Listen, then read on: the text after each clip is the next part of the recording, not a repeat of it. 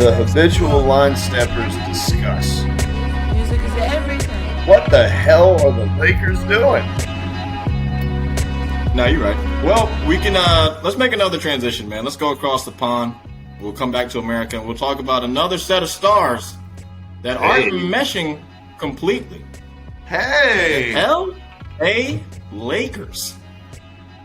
Terry, what is going on with the squad? That was spectacular, man. That transition game of yours could only be rivaled by LeBron James and Russell Westbrook. Two of the Yes, three sir. in the Lakers' crown jewel. Obviously, the other person is Anthony Davis. Anthony Davis, Terry, he said this year, I'm not going to be a follower, okay? I'm going to follow Kobe's advice that he gave to Powell way back when. I'm going to put my big boy pants on, and I'm going to come to work. And what that means is I'm not going to let Dwight Howard not listen to me. I'm going to hold him accountable. And if you don't listen to me, I'm going to grab your elbows. And then it's going to be grabbing your elbows. I'm going to have a courtside skirmish with you on national television.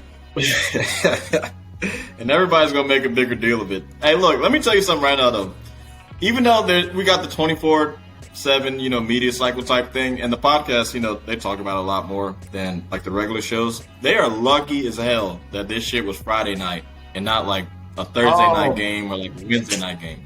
They're so lucky, bro, because we could have blown this shit out of proportion like crazy. Because like this isn't in AD's usual character. Like I get that he was trying to be a leader in that moment, but it's the third game of the season, dude. Or that was the second game of the season. Calm down. No, was it? No, Grizzlies. Whatever. It's a Grizzlies game, right? I'm tripping. Or am I not? Which game was it? The Suns, right? Yeah, it was the Suns game.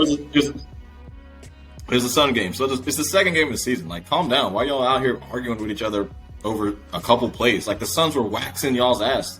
Who cares? They were down 20. What do you think the back and forth was like between AD and Dwight? Like, what do you think was said? Like, do you think AD was out here like, bro, you're not going to box out? You're just going to let a guard get a rebound over you? If you're having a problem boxing out, just pretend that you're back in Atlanta and there's a tranny behind you. I already knew. I knew where it was going. It was like, oh, come on, man. That unibrow shit is fucking played out, dog. It looked like a happy trail going down to your girl's butthole. I guarantee that's the transcript, man. I guarantee it. I have no idea. I don't even know what led up to the shit. Apparently, like they were saying, it was just a couple of defensive mishaps from Dwight. Miscommunication. First of all, Dwight Howard went to the bench like they just hit a dagger to win the game. He comes to the bench and he's like giving high fives to everyone and smiling. Anthony Davis is like, hold up, man. Yeah. Pay attention. Yeah. Hey. You're fucking up. You know what I like though, and I got to give some kudos to Frank Vogel. The Suns were destroying them, but Frank left all the starters in, bro. He was like, hell no. Y'all are about to get embarrassed on national TV. I don't give a damn what you think. Yeah. He was like, fuck you. LeBron stayed in for a majority of it. AD was in there a lot. And then even when AD and Dwight were had the skirmish, he was like, all right, y'all go on the court together. Figure it out. I like that shit, bro. Frank Vogel is a great coach. That's some old school shit, bro. And he's like, we're not going to blame this one on Wayne Ellington and Malik Monk. It's going to be you who's out there when the final buzzer sounds. And they're dribbling it out 40 feet from the basket. We'll see that. Now, this is a separate thing we can talk about, though. But, like, so far, they don't have all their shooters yet. So the team doesn't really make sense together on the court. Because really, I mean, I know LeBron is shooting like 48% from three now, but he's not going to keep that high clip up. So when you look out there, AD is... Shit, what is it? Give it to me. Give it to me. Step to a ninja, get 2 times 4. 24%? No, 2 times 4. Oh my God, are you serious?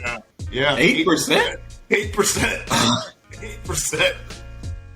8% is bad. Like, if it was 8% APR and I was buying a car, I'd be like, oh fuck. That's awful. Yeah. 8% on threes, Terry. 3.2. Jesus. Hey man, you were right when you said it. But everybody keeps saying the same thing. Stop shooting them. You can't shoot. Stop shooting the threes. Like, we don't care if you're open. Now, at this point, even if you're wide open, don't even shoot it. Well, I think even on jump shots, he's probably has a low percentage. You see what they've done so far as the counter, though, to that, which is like the first couple games, there are a bunch of plays where they, like you said, they don't have their shooters out there all the way yet. And so there are a couple times where it's like LeBron, AD, they go to run the most unstoppable play in basketball over the last 2 years, the LeBron AD pick and roll. And it's not working because Westbrook's man is camped out in the paint waiting for Anthony Davis. And he's like, we can guard Westbrook and whoever else is standing in the corner with one person. And so that is true. The Lakers started to adjust. I don't know if you saw the Grizzlies game, but Ja Morant was the best player on the court for 3 quarters. But that fourth quarter, man, they started to get creative. This is credit to Frank Vogel because, you know, not a lot of teams do this. They started using Russell Westbrook as kind of a Draymond Green type of proxy, where even though he was a small player on the court, they were having him be the screener for LeBron, right? And then Anthony Davis is in the corner. And so then they treat him like Draymond and how he's catching the ball on the short roll, and now he's the decision maker, either attacking the rim and collapsing the defense or now kicking it out to the corner three. I think that's a role in which Westbrook could actually be successful because, like Draymond, you're not asking him to be a spacer or a shooter, but you're asking him to be a playmaker and attack the rim. No, that's true. That's true. And I noticed that throughout the game. But then, like, the funny thing about it is, even though Westbrook is shooting 8% from 3, Anthony Davis is only shooting like 20% from 3 as well. Like, he's out there. That Westbrook is there, so all eyes are on Russell. Yeah, dude. Like, AD, every time I see AD shoot a 3, I'm like, that's off. You might as well get back on defense. That shit's off. His shit is horrible. And his 3-point percentage was bad last year, too. Yeah. Even though he only played 36 games. It's realistic because I got him on my fucking team in my league, and he hasn't made a 3 yet all season. And I take at least 3 a game with him off wide open pick and pops. And I be getting mad as fuck yelling at my TV. Maybe they got it right the whole time, and I got it wrong. He's not a good 3-point shooter, man. I mean, even his best year, he shot 34%. Like, he's not a good 3-point shooter. It's the narrative, bro. It's every time we watch Anthony Davis, they're like, you know, in high school he was a point guard. They're like, you know, he was out on the perimeter shooting those shots all the time, working on his handles. Nah, I remember. He jumped 9 inches. And then, so in our mind, every time we're like, oh, he's got guard skills. He's definitely can splash threes. But the thing is, though, I mean, teams aren't going to, like, force him to shoot threes. Like, that's not going to be a thing where he's going to keep being wide open. They're going to keep doing it. At least he keeps you honest. He's not Ben Simmons. He's going to take the shot. Like, and he's going to make a couple of them. No one's Ben Simmons. Yeah. Even Shaq attempted threes in games. Even Shaq did. Yeah, he did. He did. But that's the thing, like, Westbrook has been consistent. Now, the thing is, Westbrook has been consistently bad for like 5 years. So, like, it's a pattern. At least, like, AD has had some decent seasons where he keeps you honest by shooting 30% from the 3. But he's a big man, so most of his shots aren't out there. So it's not that big a deal. I don't mind if you shoot 3 a game, whatever, that's fine. Westbrook shooting 8 a game or like 7 a game, that's a fucking problem. Like, you don't need to do that shit. I'm not looking at the stat anymore. I just need him to stop shooting so many threes. That's just a problem. But when you go out there on the court, the best 3-point shooter for the team is LeBron. And that's a serious problem. Because LeBron needs to be around shooters to be great. At this point, you might as well start staggering Westbrook and LeBron because that shit's a fucking problem right now. And I know we're only 3 games in. Hey, I don't mind that. Look, as long as Westbrook embraces his role as the screener, not the ball handler. If y'all want to get this twisted and do it the other way and have LeBron screen for Russell Westbrook, now we have a problem. Now that's an inefficiency. Now we're just going to go under every single time and double up on LeBron and make him make a play beyond the 3-point arc. But if he can embrace the fact that, like, I'm not going to be playing basketball in fourth quarters how I have the rest of my life. And I need to look at myself as a miniature, light-skinned Draymond Green. And no, I'm not talking to you, Ben Simmons. I'm talking to Russell Westbrook. And if he can do that and embrace that role, I think that's a championship contender right there. Because when they look good, Terry, when they get that, we got a hedge to stop LeBron, and then Westbrook makes the catch at the foul line area instead of catching the ball on the three-point line, now defenses are in a compromising position because you can't give Westbrook momentum and a runway to go right at the rim. But if you help off, he's nasty at throwing those lob passes to whoever's in the dunker spot or kicking out to the corners right in the shooting pocket. Yeah, so he is. There's a blueprint now for how this is going to work at the playoff level. And I think that's Vogel has already tried to work on it this early instead of the Lakers slam their head against the wall for 30 games trying to run the Westbrook show and do it his way. I think he definitely noticed, and there's a few points we could touch on there, but I think he noticed that off the ball Westbrook ain't doing shit. So he needs to keep him engaged. And otherwise, because if you stick him in the corner, he's not really in the corner. If you stick him in the corner, it's 4-on-5. In the corner, tell him to go ahead and sit down on the bench while you're there and get some water. Yeah. You might as because well. You have to hydrate up. The thing that makes Westbrook great is his driving ability and then the other shit he can do without the ball. Even though his offensive, off-ball things aren't great in people's eyes, he does get a lot of offensive rebounds. He does cause problems like that. And he's a good guy to swing and kick the ball. He's not he knows now in his career, he knows I'm not shooting it every time I'm open. Just because I'm open, I'm not about to every time I'm not doing it. I get it. I understand that I can't shoot. Yeah. That's what he does. But the thing that I notice a lot too though, and it's a little bit of an overcompensation, but the rule change that the NBA has made, a lot of these guys aren't getting these easy foul calls. So that's kind of hurting Westbrook's game too. He's not getting it on the line as he usually does. And LeBron isn't either. They're not calling a lot of these fouls. And so, when Westbrook drives reckless as fuck to the basket, they just don't automatically call it. They're just you just are wild. I'm not about to just call it. That's totally fine with me, man. And I'll say this as my last takeaway with the Lakers. Or, excuse me, 1A and 1B.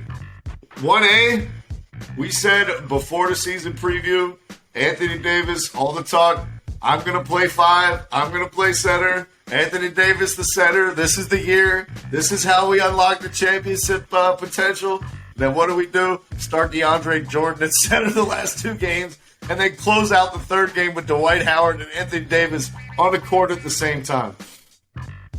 Hey, man, look, sometimes it's about matchups, bro. That's it. It's nothing crazy.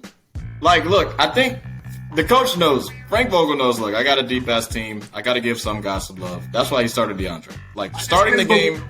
I didn't believe that narrative of Anthony Davis full-time center for 1 fucking second. Look. Calm down, buddy. Calm down, hater. You're the hater of the year, man. I understand how it goes. Look, the Grizzlies play big because they were playing with Steven Adams. And the Suns play big because they got DeAndre Ayton. You can't... they didn't want to have the AD LeBron thing yet because there's 2 big men that actually can do some shit in the game. That's the only thing by the end of the game. I don't care who starts. That doesn't matter. DeAndre Jordan started the Grizzlies game, but he only played 14 minutes. That's not that big a deal. You are right about ending the game with Dwight. We can go ahead and cancel that shit. We don't need to end the game with Dwight. Fuck that. AD, guard fucking Steven Adams. He ain't doing shit but trying to get rebounds. You're tall. Just jump. Tap the shit. You got another guy. You can end the game with AD and Dwight Howard 1 game a year when you play the Pacers. And every other time, his ass needs to be on the fucking bench. All right? Yeah. Because, bro, if we think of... My last point, Terry, the 1B, is that I'm very happy that LeBron James looks like LeBron James again. After that Solomon Hill dive at his knees mid-season last year, he didn't look the same. He didn't look as explosive. He didn't look as strong. And I was afraid that we may have seen the last of the best version of LeBron James. And so I'm very happy that he is back to his usual self. I got one thing to say about LeBron. Well, maybe 2. He's shooting too many fucking threes. Even though the shit's going in, he's shooting so many 48. threes. 48. Secondly for me, bro, and LeBron, his closing finishing move, that deep fadeaway in the corner, and I don't think you noticed it, but you remember that dude, Kurt Goldsberry, the guy who makes like the shooting map for the whole court? LeBron had the lowest field goal percentage on that finishing move for LeBron, the fadeaway, the deep fade in the post. 33% is what he shot on that shit. If he misses that shit, LeBron misses that fadeaway into the corner, he's off the fucking court. If the other team gets a rebound, you're going back on a 4-on-5. That's a dumb ass shot. It's so stupid. Do that shit from like the top of the key or something, bro. It's an idiotic shot. He's a bad shot maker. The first row of the fucking crowd, dude. What are you doing? Like, I know this shit goes in sometimes, it looks good, but God, Lee, what the fuck? I can't even be sane when I'm talking about him. When I watch him play and he missed that shit, and I'm like, oh shit, here we go, 4-on-5. Grizzlies had a couple easy ass buckets in the fourth just because he did that 5 times. I'm like, okay, what are we doing now? LeBron just clearly making me angry again, and not even trying to shoot free throws at the end of the game either. He didn't even move on those last end of the play games. But I get it. This is why we sub in the link. Talk to me, Skill. Talk to me, Skill. Hey, look, Braun is my favorite player, bro. He's my favorite player of all time. Like, I think he's the best player I've ever watched with my own eyes. But it is what it is with him at the end of games sometimes, bro. Hey, look, Skill. My grandma used to always tell me, she used to say, Shay, a dog with 3 good legs, he can smell, but it won't hunt. Okay? And that's what LeBron James is doing. He's trying to go from a bad shot taker to a bad shot maker. And if you take enough of them, you might make the transition. You can ask Kobe.